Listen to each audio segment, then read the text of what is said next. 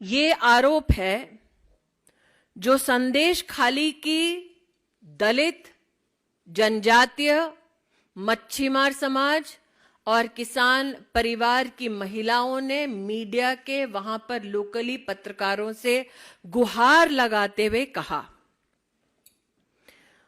आज इन महिलाओं के अगर वक्तव्य को आप बांग्ला में सुने तो उनका ये कहना है कि विशेष रूप से हिंदू परिवारों में आकर महिलाओं को टीएमसी के गुंडे चिन्हित करके जाते।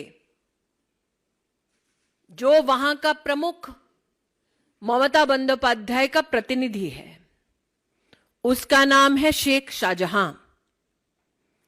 अब तक शेख शाहजहां के बारे में मीडिया में यह प्रश्न होता था कि ये शेख शाहजहां कौन है। मीडिया के बंधुओं से कहना चाहती हूं कि शेख शाहजहां का नाम आपने तब सुना होगा जब संदेश खाली में ईडी के अफसर गए तो 1000 गुंडों ने उन अफसरों पर पत्थरबाजी की और ईडी को विवश होकर एक स्टेटमेंट देना पड़ा कि उनके 3 अफसरों पर जानलेवा हमला किया गया। ये वो शेख शाहजहां हैं। अब तक लोग पूछ रहे थे शेख शाहजहां कौन है। आज प्रश्न उठता है ममता बंदोपाध्याय शेख शाहजहां कहां है। ये ग्रामीण अंचल की औरतें हैं जो अपने लोकल मीडिया से बात करने बांग्ला में निकली थी।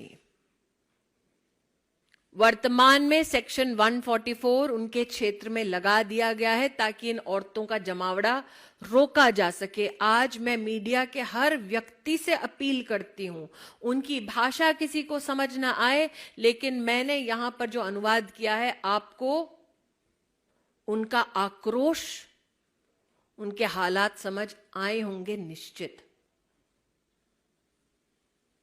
हिंदू नरसंहार पर सौदा कर ममता बंदोपाध्याय अपना सत्ता का साम्राज्य चला रही, ये तो हम सब जानते हैं। घर घर जाकर ममता के गुंडे अब छोटी उम्र के हिंदू परिवार की बहुओं को उठवाकर उनका बलात्कार हो रहा है, उस पर ना कुछ कहती हैं और कहने वालों को विधानसभा से सस्पेंड करा देती हैं। ये अंधा राज चल रहा है। संदेश खाली की महिलाएं आपसे गुजारिश कर रही हैं कि उनकी व्यथा को समझे और पूछे, वेयर इज शेख शाहजहां। इस विषय पे आप लोगों का कोई सवाल हो तो पूछ सकते हैं।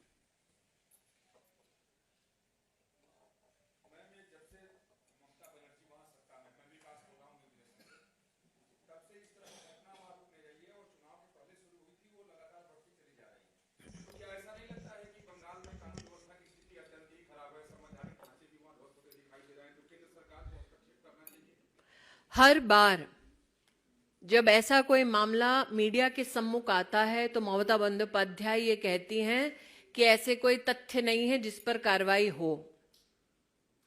इतने दिन से संदेश खाली में महिलाएं बोल रही हैं। उनको सहयोग देने के बजाय जिनके हाथ में सत्ता भी है और लॉ एंड ऑर्डर की जिम्मेदारी भी,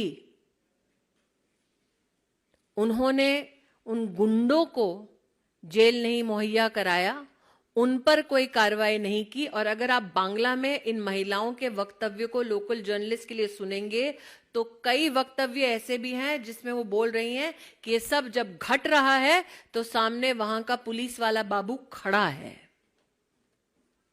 तो गवर्नर बंगाल ने अपनी एक टिप्पणी दी है। मैं स्वयं एक संवैधानिक पद पर हूं, इसलिए अपनी संवैधानिक मर्यादा का मैं उल्लंघन नहीं कर सकती, लेकिन विषय ये उठता है कि ममता बंदोपाध्याय के पास लॉ एंड ऑर्डर की जिम्मेदारी है। कुछ लोग हैं जो देश भर में न्याय के रूप में यात्रा चला रहे हैं, वो भी चुप बैठे हैं। कुछ लोग हैं जो अलायंस की बात करते हैं, वो भी चुप बैठे हैं।